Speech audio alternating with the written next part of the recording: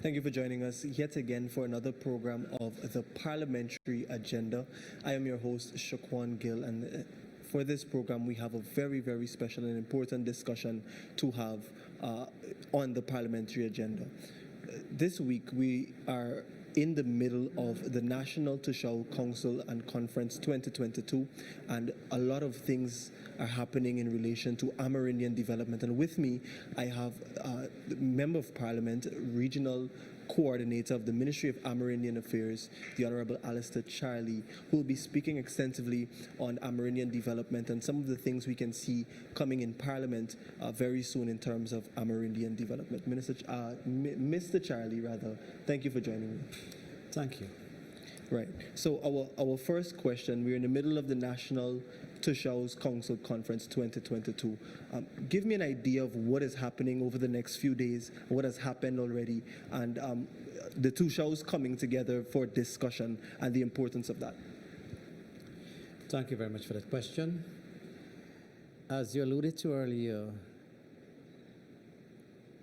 things are happening here, and it is a fact. Toshaos from over 212 Amerindian communities are here at the Artichon Convention Center. Fortunately, they are here to engage government on numerous plans, developmental projects, and projections that will enhance Amerindian development. Monday, we saw the opening of the National Toshao's Council's Conference. We saw the President attended the opening and announced the long-awaited promise by the coalition government. That is with the increase of the Toshao stipend, senior councillor stipend, deputy Toshaos. And this is what the Toshaos came for, and this is what they got. Amerindian, I must say, Amerindian people's development became a reality under the successive PPPC government. Numerous programs were implemented to enhance the Amerindian people's lives in Guyana. Happening here at the NTC, Toshaos are engaging the government every day, starting from Monday to today. Toshaos are engaging the government ministers. And we are seeing results out of, and commitments coming out of the engagement. And it will become a reality in accordance with our manifesto, delivering the promises that we promised the Amerindian people. We have already made progress and steps as to our promise. We have already reinstated the 2,000 CSOs that were fired by the coalition government. They are now earning a stipend every month. That was a commitment made by the PPPC government. For the Amerindian school children, we have already seen the Because We Care grant restored, the uniform grant, and we have a slew of promises that were already delivered to the Amerindian people. So with this NTC, it will reinforce the government to deliver more. And we know for a fact that our government will deliver to its first people. Definitely. And I know you've been on the ground here at the NTC, and I'm sure you would have interacted with a number of Toshaos. How are they feeling about being a part of such an initiative? Well, after coming out of the COVID, we had the regional NTC, and it did not give the Toshaos across the country the opportunity to meet. But now we're out, almost out of COVID now, with all the restrictions dropped. Toshaos are now feeling, like how it was before, and this is what they look forward to. I spoke one-on-one with some Toshaos, and they give in their own way that it is of vital importance. This is an activity, this is a conference then, where they have an opportunity to engage the president directly. And this is what our president is about, a people's president, respecting our leaders and ensure that the PPPC government delivers goods and services. Now let's talk a little bit, Mr. Charlie, about the Amerindian Act of 2006. That is an act that has been a catalyst for development in Amerindian communities. I'm told that there may be some amendments, some changes to that act to come very soon. Can you help us to understand what that act really does and what we can see being done to improve that act? First, I must begin with, we had an Amerindian Act which was outdated. And during the tenure of Dr. Barrow Jagdeo's presidency, the Amerindian Act was enacted in 2006. During the coalition government's tenure, they promised the Amerindian people during their campaign that they will revise the Amerindian Act because there are loopholes in the Amerindian Act that does not give them the rights, or adequate rights. And that promise was not delivered. So the PPPC government is now in office, and we will fix it. It will be a broad consultation, what the people want, not what we want, what the people want. But the bottom line is that their rights are respected. They will benefit from the act holistically. They will benefit. And it's something good as it pertains to what area or section has to be amended. I cannot say at this time is because we have to do the consultation first. And we truly believe in consulting the people first before anything happens. So we are taking that route. With that note, the Amerindian Act, as I speak, gives the Amerindian people the rights. We feel empowered by the Amerindian Act of 2006. But as the revision takes place, we will get there, and which will give us more rights, what the Amerindian people deserve. Of course. One of the big things that we know is happening in many of these Amerindian communities right now is the land titling program that government has and is spanning out across the country. How is this program, first of all, being used to empower the rights, empower Amerindian people, knowing that they can have ownership of their own lands, and what benefits specifically is it bringing for our indigenous people? Well, I must take you back to yesteryear. When the PNC government was in power, from when I was born, Amerindians own only 6% of Guyana's landmass. In 1992, when the PPP civic government took power, our government assiduously worked in bringing the Amerindian people to par, most importantly, giving them their land rights. The Amerindian Ministry was established to specifically look at Amerindian people's rights and development. Hence, the Amerindian Land Titling Unit was established to look at the Amerindian lands. During 1992 to 2015, Amerindians can say, and it is written, that they own 14% of Guyana's landmass. And when we went out of office, nothing was done pertaining to land titling. The land titling unit was scrapped. No work was done.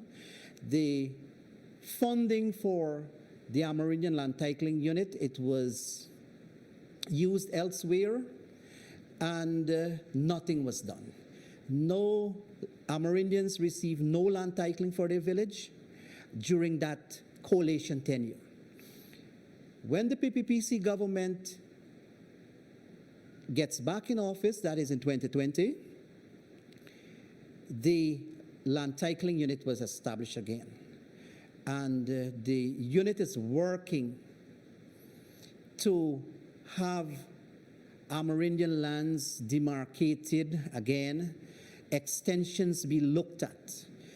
On Monday, we saw a number of Amerindian leaders receive land titles and extensions on behalf of their community. This is what our Amerindian people are looking forward to, because land is important to us. And we, like other citizens, want to know where and how we own our land. It brings numerous benefits to the Amerindian people of knowing what they own. So it is of vital importance for the Amerindian people, since land is important to our life. Definitely. And I know, like you mentioned, a number of leaders had the opportunity to receive land titles on behalf of their communities and so on. In terms of development for some of these villages and now having access to more land and stuff like that, what are some of the things that I know that Amerindians will now start and try to do in order to better their livelihoods in those communities and so on? That's a very good question.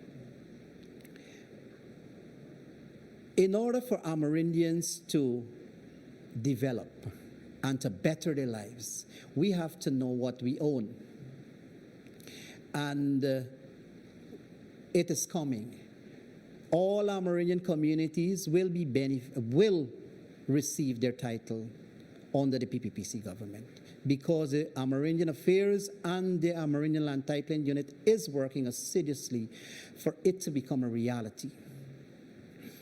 Amerindians can now go into login, which will bring income to the village and at the same time create employment, create jobs for our people. So land is important, as I say. And there are many areas where our people can benefit or to create or farming, go into farming, large-scale farming, because we all know where our demarcation is and how much land we own. So it will be of great benefit in terms of employment. It will boost the village economy, and all in all, it will bring development in the Amerindian community. Of course. And as we wind down our conversation a little bit, Region 9 is the geographic MP for Region 9, and I know a lot of things have been happening there. If you could just shed some light on some of the major things that have been happening in that region there. Region 9, and I don't want the other hinterland regions to be envious. Of course not. But Region 9, in terms of development, since 2020, have taken a pace in terms of development in all sectors: health, education, public works, agriculture. We have seen these sectors bringing goods and services to the people of Region 9. We have seen a drastic change, and my people in Region 9 can now breathe a sigh of relief, because we have a government that is committed to its word, a government that cares for the people. Unlike the coalition government, who was parroting social cohesion all around in the hinterland regions, but they were dividing the people. And until now, they're still dividing the people. We saw no sort of development, particularly in Region 9. But as I speak now, we see a slew of developments taking place. Most importantly, in the public works sector, education, as I mentioned a few before. So development is taking place in Region 9, and not Region 9 alone. In other hinterland regions, the development is likewise. Of course. Mr. Charlie, just a few other questions. In terms of this development that we've been seeing in our Amerindian communities, we've noticed as well that just about 2,000 CSOs have been hired in these various communities to assist and so on. What more can we expect from the Ministry of Amerindian Affairs, from the government in general, particularly relating to further developments for these Amerindian communities in the next 2-3 years? Beginning with the CSOs, definitely we will expand the CSO program, which will create more jobs for our young people. We have already disbursed the investment fund, which will be used to create economic venture in the Amerindian community. And that is in process at the moment. From the Ministry of Amerindian Affairs, we are committed to deliver tools and equipment to the Amerindian people to boost agriculture. As I said before, large-scale farming with the Sister Ministry of Agriculture. There are many projections that will enhance the lives of the Amerindian people in the hinterland region, and not Amerindian people alone, Amerindian and hinterland residents as a whole.